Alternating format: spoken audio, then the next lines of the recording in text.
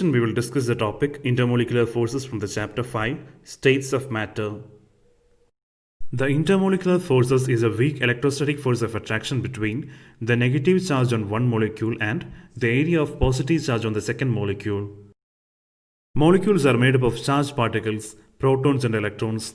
When one molecule approaches the other, there is a magnitude of interaction between the particles of the two molecules. There will be a force of attraction between the protons in one molecule and electrons in the other molecule. Similarly, there will be force of repulsion between similar kind of charges. Intermolecular force is weak compared to covalent bond. It is a relatively weak interaction that occur between the molecules. There are two types of intermolecular forces. Both of them are electrostatic attraction between dipoles formed by uncharged molecules. First one is van der Waals force and second one is hydrogen bonding. Van der Waals force is formed by dipoles. There are three types of dipoles: permanent dipoles, instantaneous dipoles and induced dipoles. A dipole or bond dipole moment is a measure of the polarity of chemical bonds between two atoms in a molecule. It involves the concept of electric dipole moment, which is a measure of separation of negative and positive charges in the system. The dipole moment is a vector quantity since it has both magnitude and direction. An illustration describing the dipole moment that arises in HCl molecule is given here. The dipole moment of HCl molecule is shown here. The dipole moment has got both magnitude and direction, and the vector will always point to the direction where there is more electron density. In the case of HCl molecule, the dipole moment vector will point towards chlorine, which is more electronegative. Thus, the dipole can be defined as a pair of equal and opposite electric charges or magnetic dipoles of opposite sign, separated especially by a small distance. Now we will discuss the three types of dipoles. First one is permanent dipole. These molecules have a permanent separation of positive and negative charges. A simple example is HCl molecule. In HCl molecule, two poles are there. One is hydrogen and other is chlorine. Hydrogen is positively charged and chlorine is negatively charged. Thus, two equal and opposite charges are separated by a distance, and thus HCl molecule can be regarded as a dipole. Chlorine has a greater electronegativity compared to hydrogen, and hence chlorine tends to attract the bonded electron pairs to itself. Thus, chlorine becomes slightly negatively charged and hydrogen has got partially positively charged. The unsymmetrical distributed charge on HCl molecule produces a permanent dipole. The second type of dipole is instantaneous dipole, and as the name suggests, these dipoles are instantaneous and are temporary. The instantaneous dipoles are formed due to the fluctuation of electron clouds on nonpolar molecules. Positive and negative charges exist temporarily.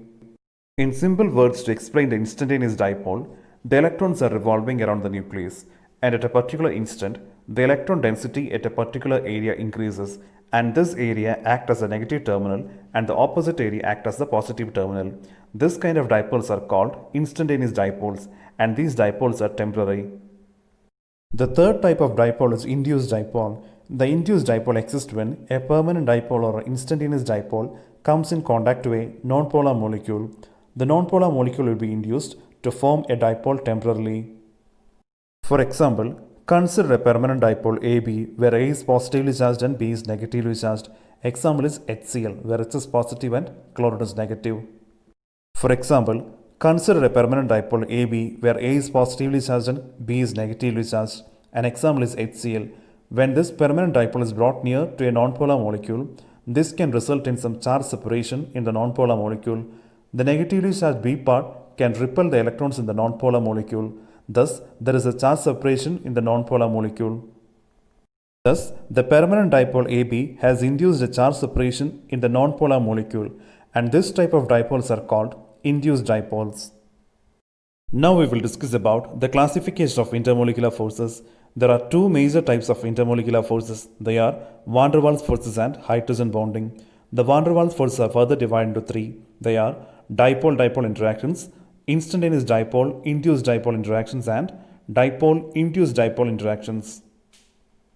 First, we will discuss about instantaneous dipole-induced dipole interactions. They are also known as London forces or dispersion forces. The instantaneous dipole-induced dipole interactions exist in nonpolar molecules. These forces result from temporary charge imbalances. These temporary charges in one molecule or atom attract the opposite charges in the nearby molecule or atom. a local slight positive charge in one molecule will be attracted to the temporary slight negative charge in the neighboring molecule. Consider two atoms A and B. At a particular instant, the electron density on atom A changes. That is, the electrons gets concentrated on a particular area. For simplicity, consider the left side. On the left side, the electron density increases, and thus left side becomes negatively charged and the other side becomes positively charged. Now an instantaneous dipole is created on atom A, and this instantaneous dipole will distort the electron density on atom B. The positive part of atom A will now attract the electrons from the atom B, and thus a charge separation occurs in atom B also. One side will become positively charged and the other will become negatively charged. Now two temporary dipoles are formed and the dipoles will attract each other. This kind of attractive forces are called dispersion or London forces. The second type is dipole-dipole interactions. The dipole-dipole interactions exist between molecules which are permanent dipoles. They tend to orient themselves in such a way that the attractive forces are maximized and the repulsive forces are minimized. For example, consider the HCl molecule. The hydrogen end of the HCl molecule is permanently slightly positively charged. The chlorine end of HCl molecule has got permanent slight negative charge. The hydrogen in one molecule is attracted to the chlorine in the neighboring molecule. Consider the HCl molecule. The chlorine is more electronegative. That means the chlorine will attract the electron density towards itself. Thus, the electrons are more concentrated on chlorine and less on hydrogen. Thus, chlorine will attain a partial negative charge and hydrogen a partial positive charge. Now, when two such molecules of hydrogen and chloride comes in close contact with each other, the positive part of one molecule will attract the negative part of the other molecule. This type of interactions are called dipole-dipole forces. The third category is dipole-induced dipole interactions. It is also known as induction force. When a polar molecule approaches a nonpolar molecule, the permanent dipole on the polar molecule can distort the electron density on the nonpolar molecule, forming an induced dipole. And the two dipoles will now attract each other. For example, consider a nonpolar molecule like chlorine, which is brought in close vicinity with a polar molecule like water. In the water molecule, oxygen is electronegative and the electron density is more towards oxygen and electron density is less towards the hydrogens.